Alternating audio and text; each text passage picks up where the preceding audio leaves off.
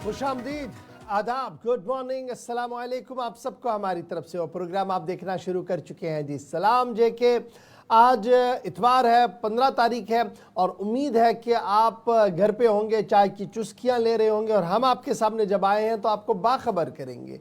जम्मू कश्मीर के हालात वाक़ात से बाखबर करेंगे। सियासी उफ़क़ पर क्या कुछ चल रहा है उस पर हमारी गहरी नज़र है। आपको ये भी बताएंगे कि कौन कहाँ पर किस तरीके से चुनावी दंगल का हिस्सा बन रहा है, इस पर हमारी नज़र रहेगी। सलामती सूरत हाल भी इस वक्त हमारे सामने है क्योंकि दो बड़ी अहम खबरें सामने आ रही है, उस पर भी हम बात करेंगे। और महकमे माल की नाकिस कारकर्दगी किस तरीके से है और क्यों अवाम गोनागू मुश्किलात से दो चार है, और जब शहर श्रीनगर का यह हाल होगा तो गांव देहात का अल्लाह ही हाफिज है। आज के प्रोग्राम में कोशिश करेंगे कि आखिरी 10 से 12 मिनट आपके साथ हम बिताएं, जहां पर हम आपकी आवाज़, आपके मामलात हुकूमती इदारों तक पहुंचाएं, इस उम्मीद के साथ कि मॉडल कोड ऑफ कंडक्ट ख़त्म होने के फ़ौरन बाद उन तमाम मामलात पर हल भी हो, क्योंकि नई हुकूमत भी होगी, मामलात भी होंगे, मसाइल भी होंगे और हल करने का एक बेहतर ज़रिया भी होगा। तो इन्हीं इस तय फॉर्मेट के तहत प्रोग्राम का आगाज़ करेंगे और सबसे पहले आज हिस्ट्री की किताब को खंगाला है आसिफ रशीद ने। चंद अहम तरीन मालूमात आपके लिए रखेंगे वो सामने और उसके फ़ौरन बाद खबरों का पिटारा खोलते हैं, जहाँ पर बैक टू बैक कई अहम और बड़ी खबरों से आपको रूबरू करवाएंगे। लेकिन सबसे पहले नज़र डालते हैं हिस्ट्री ऑफ द डे पर। आसिफ रशीद मेरे साथ स्टूडियो में मौजूद। खुशामदीद, गुड मॉर्निंग, इस्तकबाल आप सबका बहुत बहुत शुक्रिया। तमाम उन लोगों का जो मुख्तलिफ सोशल मीडिया प्लेटफॉर्म्स और टेलीविजन स्क्रीन के जरिए हमारे साथ ज्वाइन करते हैं।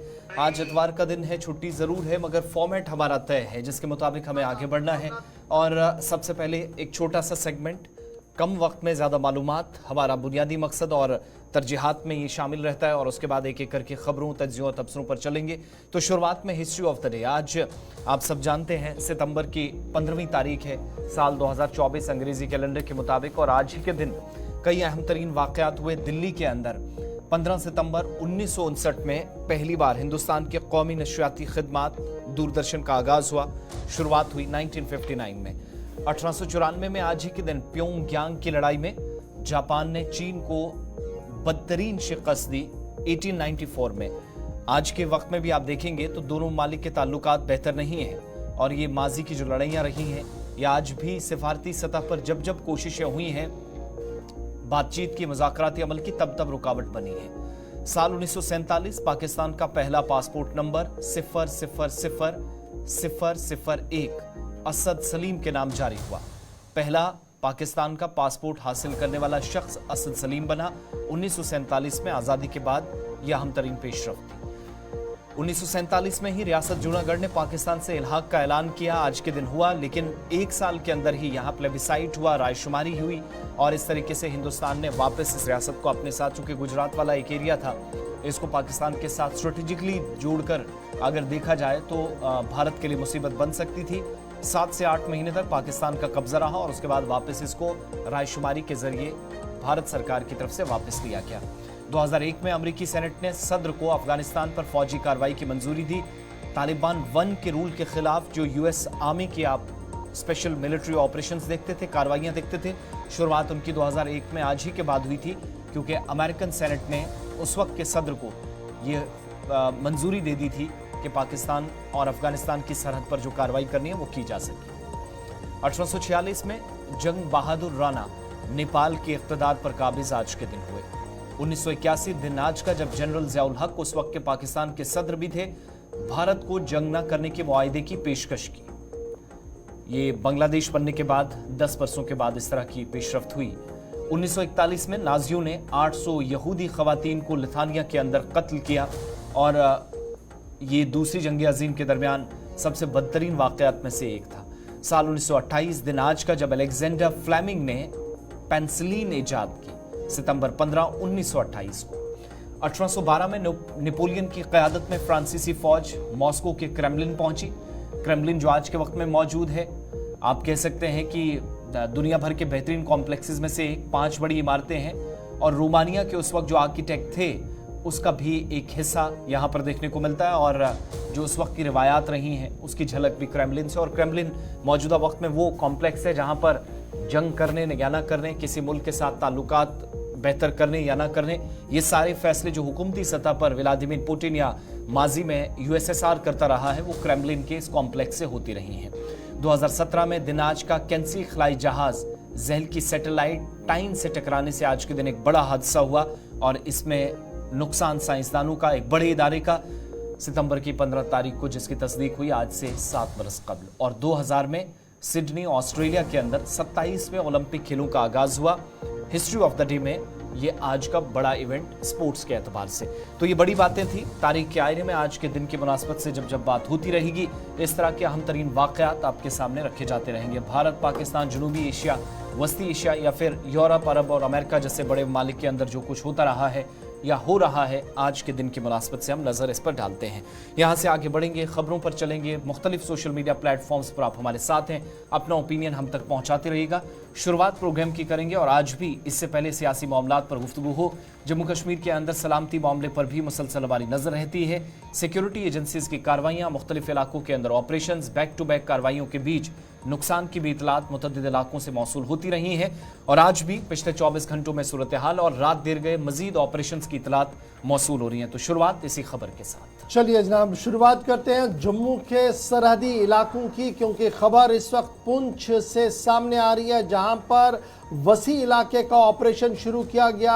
और ये ऑपरेशन तब शुरू किया गया जब मुश्तबा अफराद की नकल हमल देखने को मिली और उसके बाद गुरसाई और गुरसाई से मुंसलिक तकरीबन 1 दर्जन के आसपास गांव के अंदर सिक्योरिटी फोर्सेस को हाई अलर्ट पर कर दिया गया है। रात देर गए ये ऑपरेशन शुरू हुआ था, जो आज सुबह तक अभी तक जारी है और मुख्तलिफ मकामात पर गोलियों और धमाकों की आवाज भी सुनाई दे रही है। सिक्योरिटी एजेंसीज ने अगरचे अभी कोई भी वजाहती बयान जारी नहीं किया है, ताहम आईनी शाहिदीन के मुताबिक सिक्योरिटी एजेंसीज को मुसद्दिका इत्तला मिली थी कि मुसल्लह अफराद इस इलाके के अंदर हैं और उनकी पकड़ दकड़ और उन्हें कन्फाइन करने के लिए वसी इलाके का ऑपरेशन शुरू कर दिया गया है। गुरसाई पुंछ का इलाका, जहां पर आज ऑपरेशन का दूसरा दिन है और आज सुबह भी लगातार गोलियां और धमाकों से पूरा इलाका दहल उठा था। मुश्तबा अफराद की नकल अमल के बाद सिक्योरिटी एजेंसीज ने मुश्तरका ऑपरेशन इस बड़े इलाके के अंदर शुरू कर दिया और अभी तक इत्तलात के मुताबिक कमोबेश 12 गांव ऐसे हैं जहां पर कोऑर्डिनेट सर्च ऑपरेशन शुरू किया गया है।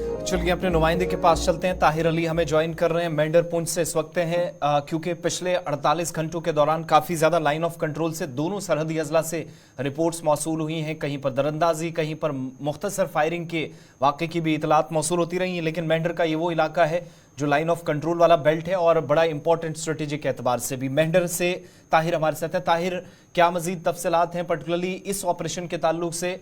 दौरान शब ये इतला मौसूल हुई और इस वक्त भी ये जो डेवलपमेंट्स हो रही हैं कि 1 दर्जन से ज्यादा गांव हैं सिक्योरिटी फोर्सेस के मुहासरे में हैं।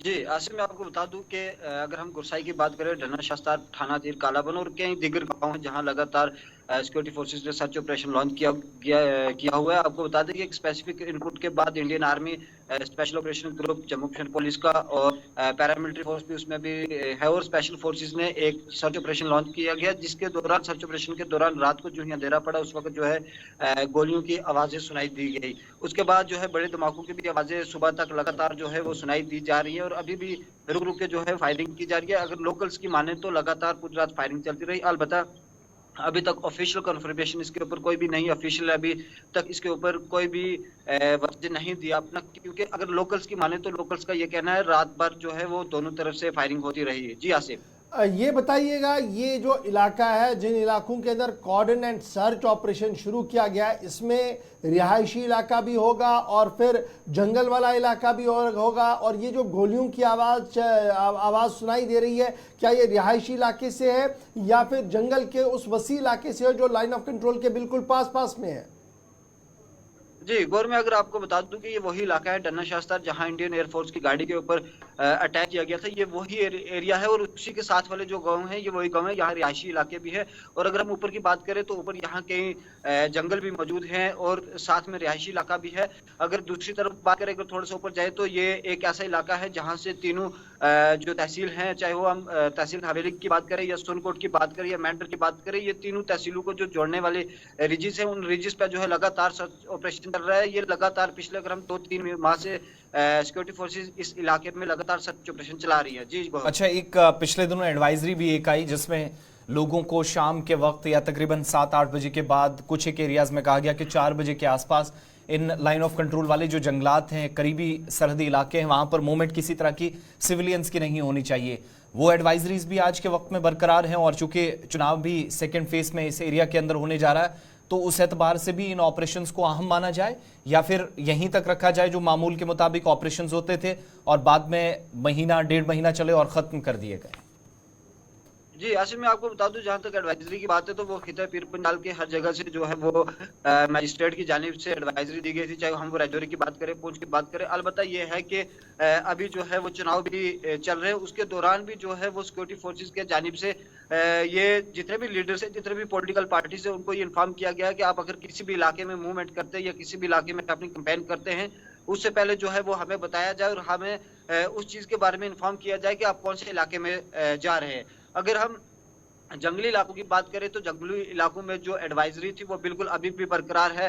अगर किसी शख्स को परेशानी आती है तो वो पहले वहां के जो रिप्रेजेंटेटिव हैं, जो साबिका सरपंचेस या पंचेस या फिर नंबरदार या चौकीदार हैं, उनके साथ राब्ता करते हैं और उसके बाद जो है वो घरों से बाहर निकलते हैं। और जो एडवाइजरी में सबसे अहम पॉइंट था कि जो लोग ब्लैंकेट्स ओढ़ के निकलते हैं या चादरों का इस्तेमाल करते हैं, उसके ऊपर भी काफी लोगों के ऊपर जो है रोकथाम लगाई गई है। जी आसिफ, चलिए बहुत शुक्रिया हमारे साथ ताहिर अली ज्वाइन करने के लिए। बता रहे थे कि गुरसाई का इलाका जहां पर वसी इलाके के अंदर ऑपरेशन जारी शुरू कर दिया गया है, तब अभी सरकारी तौर पर या अस्करी ज़रायों ने अभी इसकी कोई भी तस्दीक नहीं किया क्या यह एनकाउंटर है या सिर्फ कॉर्डन सर्च ऑपरेशन। लेकिन जो मकामी आबादी है वो लगातार ये बता रही है कि कल से इस वसी इलाके का ऑपरेशन किया गया। 12 के करीब गाँव के अंदर सर्च ऑपरेशन चल रहा है। धमाकों और गोलियों से भी इलाके के अंदर दहशत मची हुई है। फिलहाल बढ़ते हैं जी आगे। बात ज़रा आपको जब सिक्योरिटी एजेंसीज की बता रहे हैं तो रवा साल के दौरान, साल 2024 के दौरान सिक्योरिटी एजेंसीज को भी काफ़ी नुकसान उठाना पड़ा है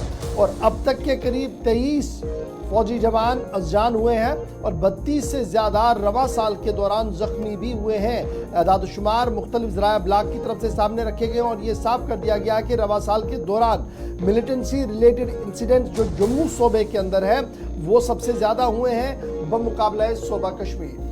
जनूबी कश्मीर से जम्मू सूबे तक ये कार्रवाइयां हुई हैं, लेकिन नुकसान चूंकि सिक्योरिटी फोर्स, आप कुलगाम वाला एक ऑपरेशन छोड़ दीजिएगा जहां पर 2 फौजी जवानों की जान गई थी, उसके अलावा कल का जो ऑपरेशन है उसको मिलाकर ये 23 एहलकार बनते हैं।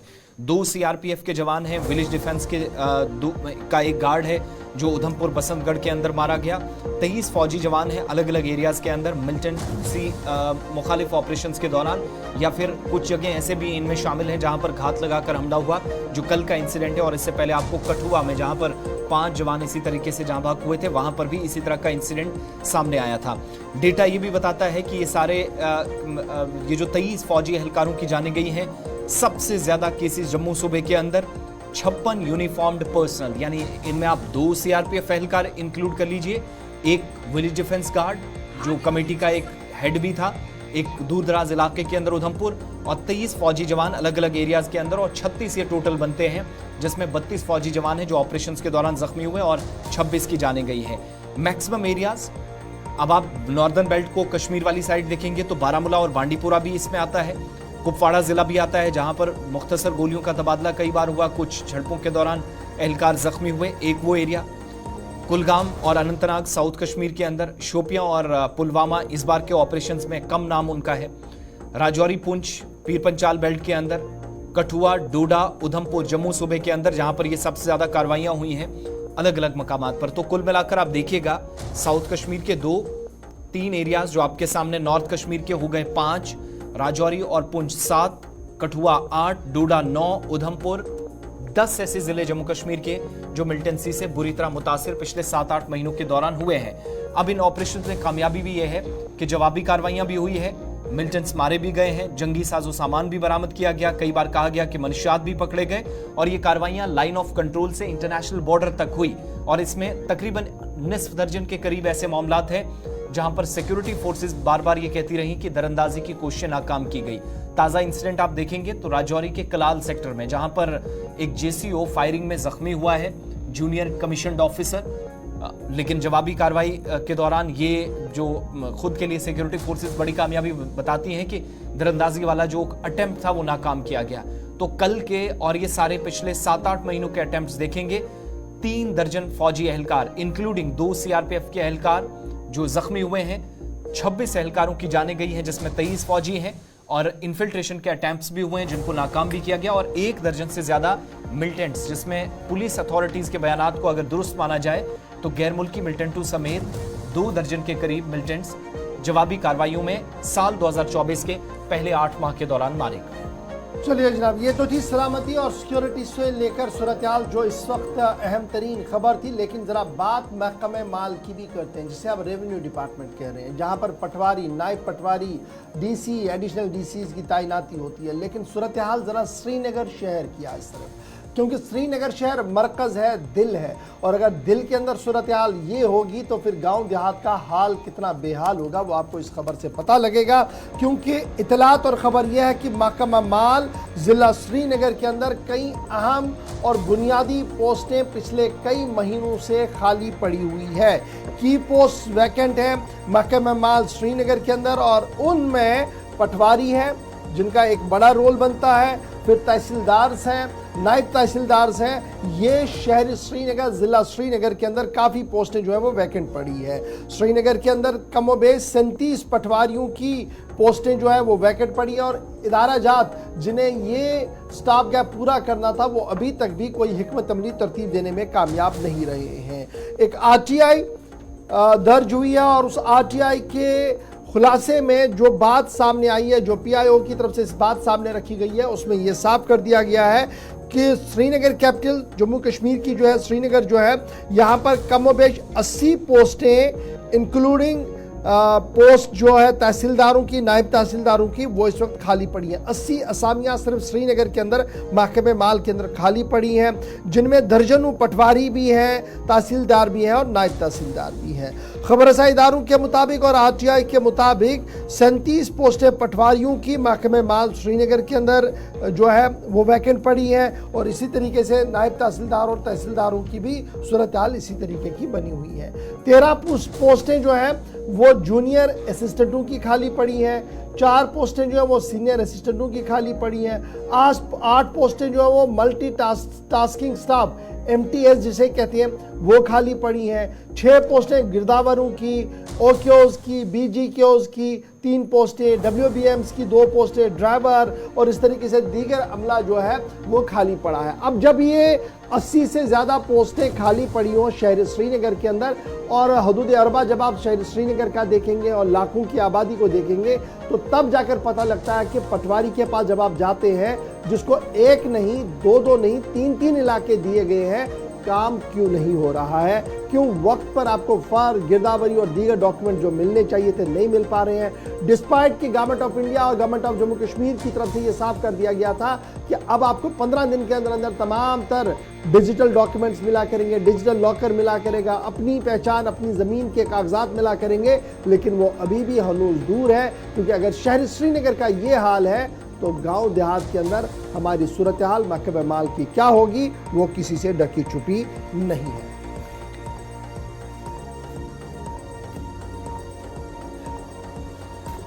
चलिए, वक्त एक छोटे से ब्रेक का है। प्रोग्राम सलाम जी के जारी रहेगा। ब्रेक के उस पर वापस आएंगे, दीगर कुछ मौज़ूआत हैं, खबरें आप तक पहुंचाएंगे और बात सियासी मामलात पर भी करेंगे। डिटेल्स ब्रेक के उस पर हमारे साथ रहिएगा।